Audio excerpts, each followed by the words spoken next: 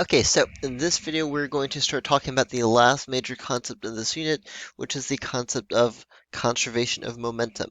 And just to kind of lead us in, I want you to watch this video on YouTube related to the conservation of momentum, just to kind of get some background about this idea.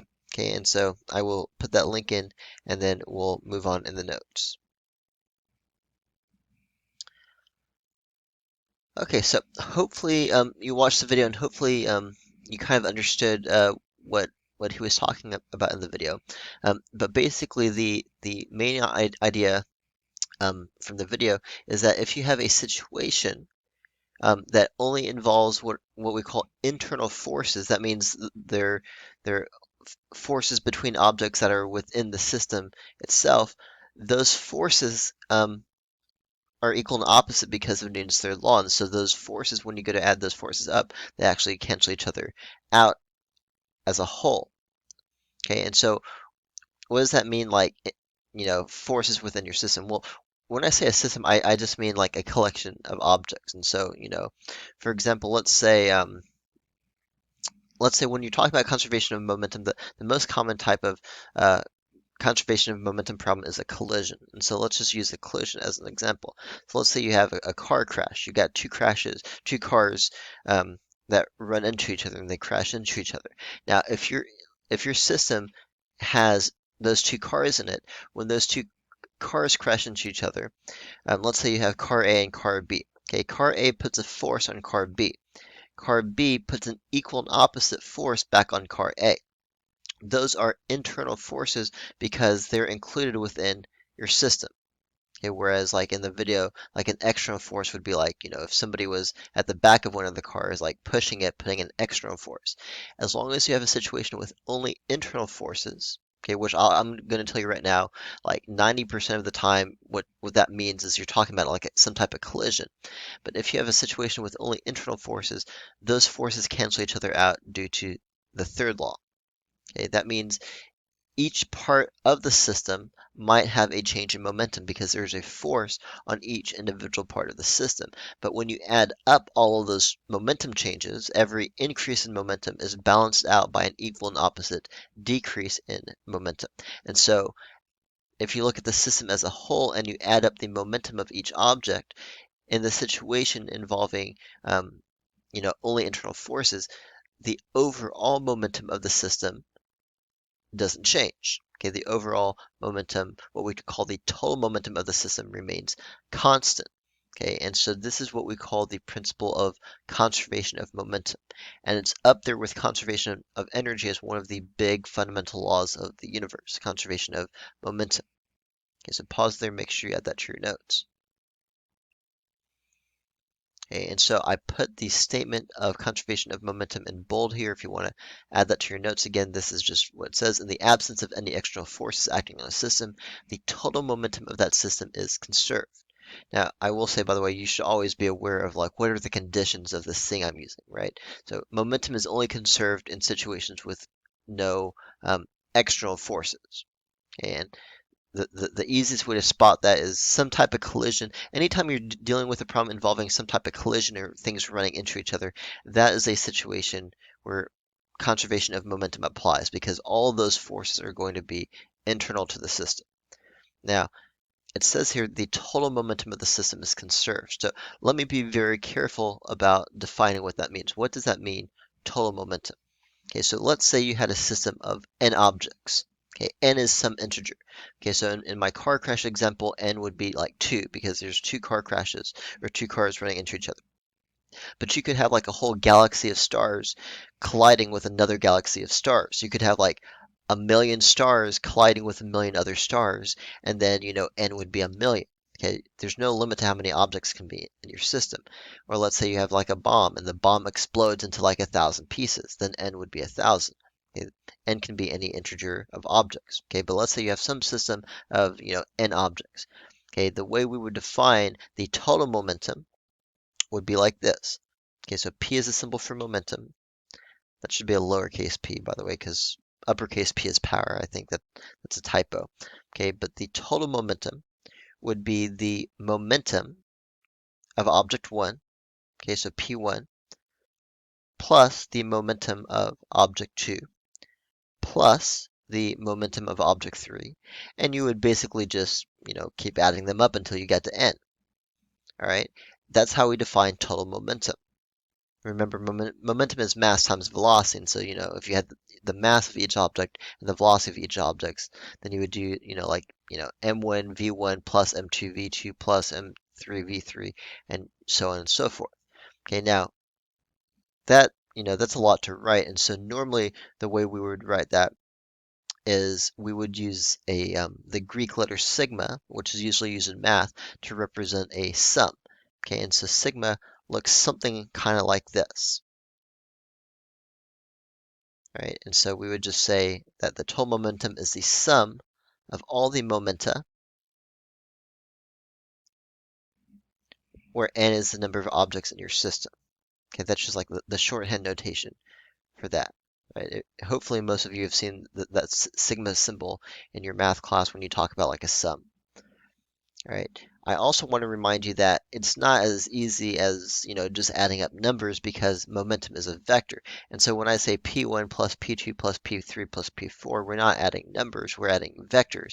And so then you have to worry about, adding, components together in the proper way and so on. And so this is not as simple an idea as it might sound. It's easy to write, but actually doing in practice is not always that easy. Okay, so total momentum, where it's kind of like net force is the sum of the forces. Total momentum is the sum of all of the momenta in the system. Okay, whether it's two cars in a car crash or like 1,000 pieces of a bomb exploding, doesn't matter. Now, again, conservation of momentum says that if you have no external forces on your system, then this thing I've defined, P total, the total momentum, that quantity, that number does not change. Okay, it is fixed. That's what conserve means. That's how conservation laws work. We saw conservation of mechanical energy in the last unit, right? E mech I equals E mech F. Okay, that means you have some set quantity, and the pieces, the parts of the quantity can change, right? So, one object can gain momentum and another object can lose momentum, but the total amount stays the same. Okay. Now, it seems like it might be kind of messy if you're adding up, 1,000 vectors and then you have to worry about like 1,000 x components and 1,000 y components and all that stuff. Luckily, you don't really have to worry about that because practically speaking, you don't typically see n more than, let's say, 3. The most common problems to see in a high school class would have like 2, maybe 3 objects. Right? Because, I could add 4 or 5 or 1,000 objects to my system, but it would just become like a lot of writing for you, and that would be kind of like annoying. And so most of the time, we're going to restrict ourselves to problems involving only 2 objects. Okay, not for any reason other than it just makes it like easier for you to do and for me to grade, and that's sufficient for a reason. Now, here is the conservation of momentum statement. Okay, the sum of the momentum, that is the sum of the initial momenta, is equal to the sum of the final momentum. This is the equation for conservation of momentum. Okay, sum of the initial momenta is equal to the sum of the final momentum. That's the same thing as saying the total momentum doesn't change, right? Because all the total initial is equal to the total final. Okay, that's the same thing as saying the total doesn't change. Now, if we're doing a problem with only 2 objects, okay, that means we can actually expand this out on the left side and the right side.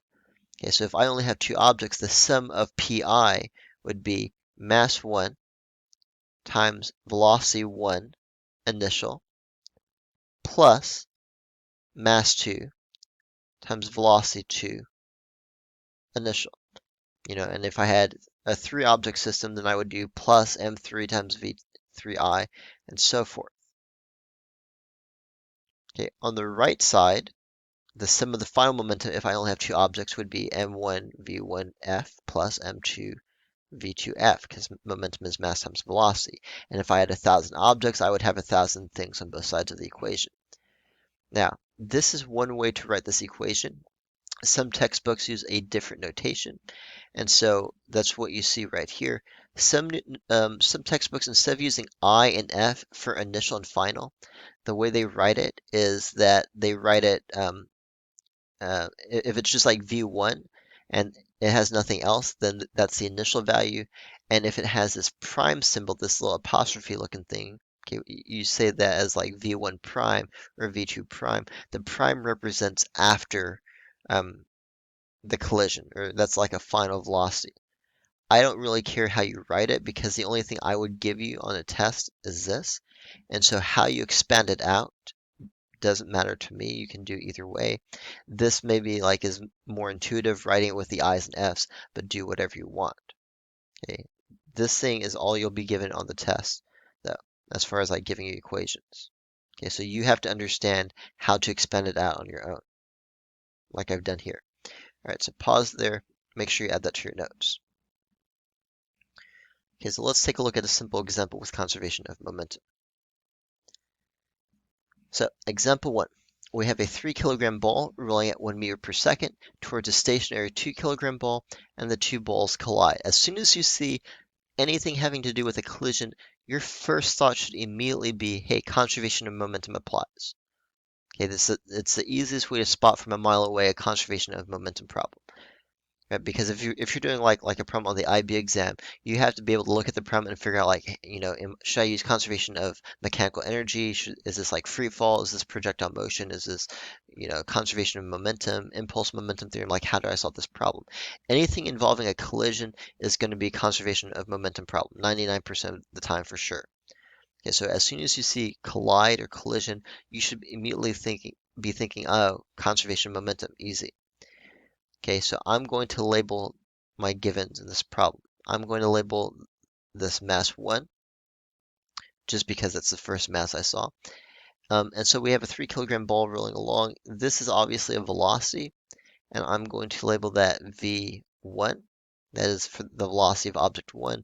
And if you read the problem, that's how fast that one is moving before the collision, because then later on it says after the collision, blah, blah, blah.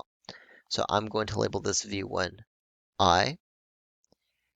And it rolls towards a stationary, that means at rest, 2 kilogram ball. So I'm going to call that mass 2. And if it's stationary, that means it's not moving, and so that means V2I is 0. After the collision, the 3 kilogram ball, that's my object 1, remains at rest. Right? So that means that V1F, the velocity, well, V1F, the velocity of object 1 after the collision, is going to be 0. And we're asked to calculate the velocity of the 2 kilogram ball after the collision. Okay, so the 2 kilogram ball is object 2, so I'm looking for V2, and then after the collision means V2F is my unknown. When you're showing work on these problems, you always want to start with conservation of momentum equation. The sum of the initial momenta is equal to the sum of the final momenta, because momentum is conserved. Now, how many objects do I have? Well, I only have 2 objects, so I should have 2 terms on both sides. So I expand that out. M1 V1I plus M2 V2I equals M1 V1F plus M2 V2F. And from here, it's just a matter of plugging in and solving. Okay, we have 3 times 1 plus 2 times 0 is equal to 3 times 0 plus 2 times V2F. And now just basic math. 3 times 1 is 3. That's 0. That's 0. So I get V2F is equal to 3 over 2, which is 1.5 meters per second. Now do keep in mind that velocity is a vector, and so the sign of the answer also makes a difference. And so what this means is that the ball is rolling, let's say it's moving in the positive direction to the right. This ball is rolling along, hits another ball. The first one stops, and the second one keeps moving in the same direction. Okay, so if you've ever played like a game of like pool or something, that's basically the principle involved there. And the game of pool is all about conservation of momentum. All right, so pause there, make sure you add that to your notes. I will also say, even though it's not common to see problems involving conservation of momentum, um, sorry, involving collisions at an angle, it is something you could possibly see um, sometime in the future. So just be kind of aware that when we talk about conservation of momentum, momentum is a vector, and so technically speaking, you do have to worry about the components of what it is you're dealing with. And so you can think like, the sum of the initial momenta in the x direction is equal to the sum of the momentum in the x direction. Let me write that. What I'm saying is you can think of like conservation of momentum like the sum of the initial x momentum is equal to the sum of the final x momentum. And the sum of the initial y momentum is equal to the sum of the final y momentum. In AP physics, that's a big type of thing. In IB physics, you don't usually see problems involving collisions at an angle, but it is something you could possibly see in the future at some point. So just kind of be aware of that. And just as an example here, if this is like before and after, let's say you're playing pool and the red ball hits the white ball and they fly off at an angle. When I look at the situation, I look at this and I say, okay, well, so the momentum is in the x direction. There is no momentum in the y direction. After the collision, the white ball goes up, the red ball goes down. But if momentum is conserved, that means the total momentum in the y direction still has to be zero. Okay? Because if there was no y component to begin with, that means the y component after the collision also has to be zero. So in other words, I would say like m to v to final y plus m1 v1 final y would have to be zero. Okay, and I'm not going to do any examples like that, but just so you understand like the concept involved there. Okay, so pause there, make sure you add that to your notes. Let's just do a few more examples. First, what are some applications of conservation of momentum? Where do you see conservation of momentum problems? So any type of collision involves conservation of momentum. I talked about that before. Any type of explosion involves conservation of momentum as well, because that is a situation where all the forces are internal and not external. Like obviously, like if a bomb explodes, the forces are like internal to the bomb, Um, rockets work using conservation of momentum. Anything involving like recoil involves conservation of momentum. Right? So, for example, let's say you have a gun. Before you fire the gun, the momentum of the gun is zero. The momentum of the system is zero because nothing is moving. That is the situation though where there's no external forces because all the forces are inside the gun. So when you fire a gun, after you shoot it and the bullets, flying off, the total momentum is still zero. Okay, because momentum is conserved. So how could the momentum of the system be zero if you shoot a gun, right? Well, there's something called recoil. And so the bullet flies off one way with some momentum. The gun goes backwards with an equal and opposite amount of momentum. And that's why guns recoil the way they do.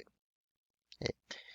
Um, and so those are just some simple applications of conservation of momentum. Now, let's talk about types of collisions. Okay, so we've talked about how there's situations involving collisions, and in those situations, momentum is conserved. We spent a lot of time talking about that. There's different ways to classify different types of collisions based off of what happens to the kinetic energy of the system. Okay, and so you need to be able to identify a type of collision based off of the context clues and based off of different calculations that we're going to see. Okay, so here are the four types of collisions.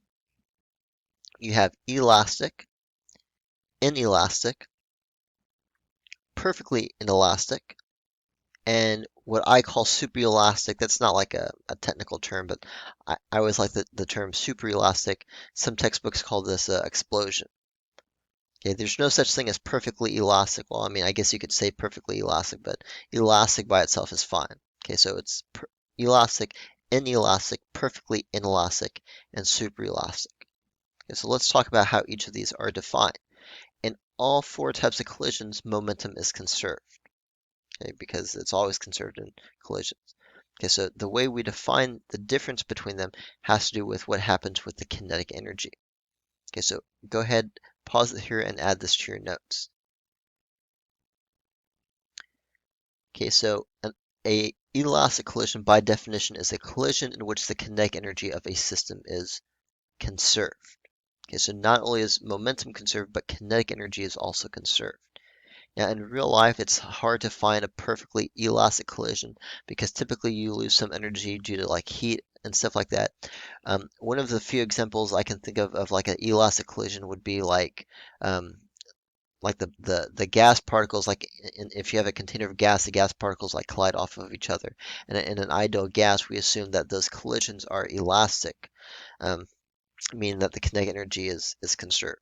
Um, but usually, most real-world collisions are at least somewhat inelastic, meaning that the kinetic energy decreases, that the initial kinetic energy is greater than the final kinetic energy because some of the kinetic energy goes to like heat or something like that. Okay, so most real collisions are some type of inelastic collision. Now, there's a special case of the inelastic collision, which, to be honest, this type of collision is probably the most common one to ever see, and this is what's called a perfectly inelastic collision. So in a perfectly inelastic collision, it's still an inelastic collision, so you're still losing kinetic energy. But in a perfectly inelastic collision, you have two objects that somehow stick together or combine their masses after the collision. Now, if they stick together or combine their masses, that's what we call a perfectly inelastic collision. In that type of collision, the two objects become like one big object and therefore have the same final velocity. And it sounds kind of weird to describe it like that, but I can give you some examples. This is definitely the most common type of collision you see in physics problems. So, for example, let's say you're talking about football. Okay, there's collisions in football because of like tackling. So when you tackle somebody in football, usually what you do is like you wrap up, right? You tackle somebody, you grab onto them, and then the two of you move off as one big combined object. That's an example of a perfectly inelastic collision. Years ago, there was an AP Physics problem where like Tarzan like swings on a rope, and he like runs into Jane, and he like grabs onto Jane and like carries her away. That's a perfectly inelastic collision because when they collided, they stuck together because he grabbed her, right? If somebody throws a baseball at you and you catch the baseball in your glove, that is a perfectly inelastic collision because the ball becomes stuck inside your glove, and so you and the ball are now one big combined object, right? So that's perfectly inelastic collision. And then you have what I call superelastic collision or explosion, which is a collision, maybe not like an actual collision, but it's some type of event where the kinetic energy of a system increases compared to its initial value. Okay, so for example, if let's say you have a bomb sitting on a table, obviously if you have a bomb sitting on a table, the kinetic energy of the bomb is zero before it explodes because it's just, it's just sitting there. So after it explodes, the kinetic energy is definitely not zero because you've got pieces of the bomb like flying off all over the place. So that would be an example of a so-called superelastic collision. All right, so that is the difference between the four types of collisions. You are expected to know the definitions and be able to distinguish between the four types of collisions on your own. Okay, so we're going to do just one simple example here, and then I think after one example, I might go ahead and stop it here and then um, make one last video going over the rest of the examples. Okay, so let's just do example 2. So example 2 says car 1 has a mass of 1,000 kilograms. As I'm going through, I'm labeling my givens, by the way. Okay, so this is mass 1, and is traveling at a speed of 10 meters per second. Now, let's say, just for the sake of argument, let's say car 1 is moving in the positive direction. And so I'm going to label that V1. Okay, so it's going 10 meters per second in the positive direction. And that's how fast it's moving before it rear ends car 2. So that's going to be V1I.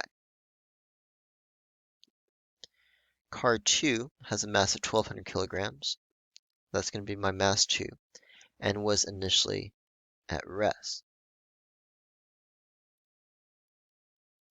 Okay, by the way, sometimes in police forensics, they can use things like conservation of momentum to figure out like how fast the cars were moving like before collision. They can actually like look at the tire tracks and the road and measure like the length of the tracks and the angles and all this stuff and kind of work backwards using conservation of momentum to figure out how fast the cars were moving before they collided to try to piece together what happened with the collision.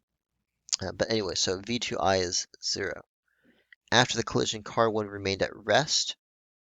Okay, so that means V1F is going to be 0, and car 2 starts to move forward.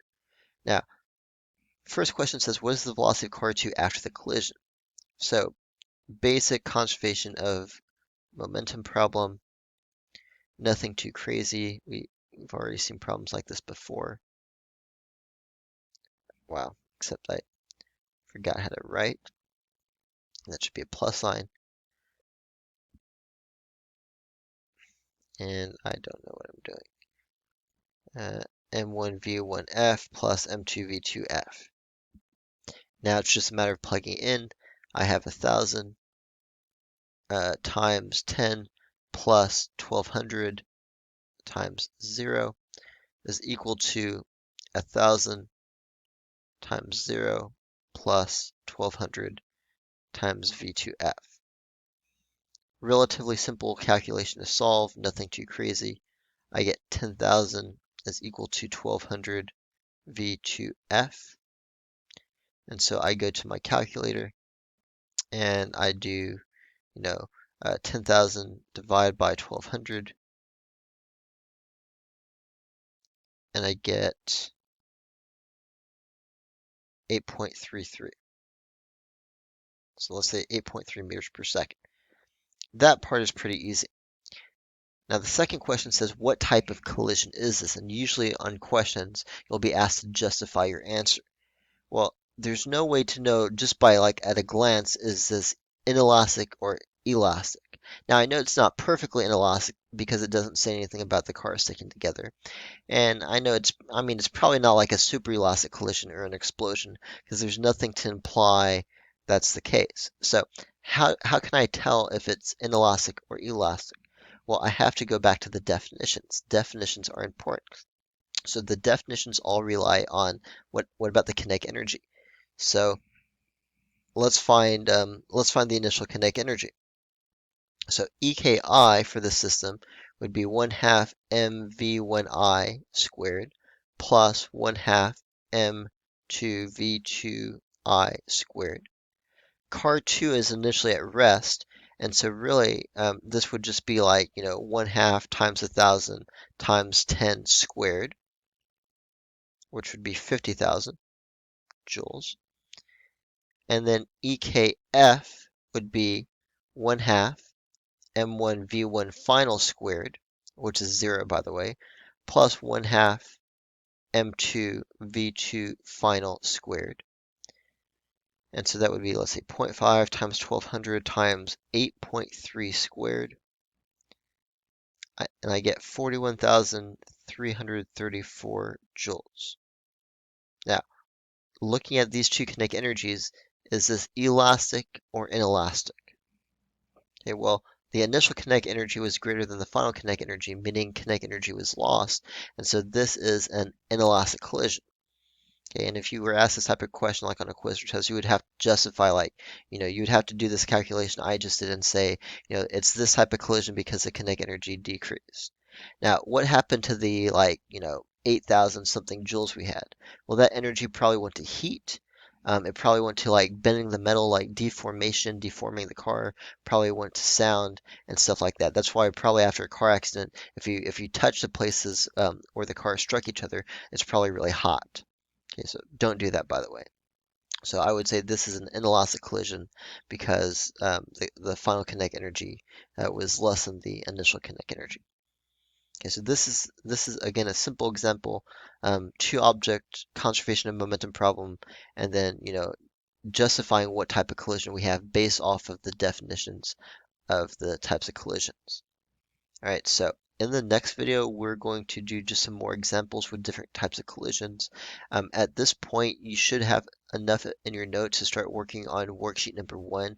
Worksheet number one is more guided than the other ones. It kind of like it gives you some examples and then has you do examples on your own. I would encourage you to go ahead and start working on worksheet number one.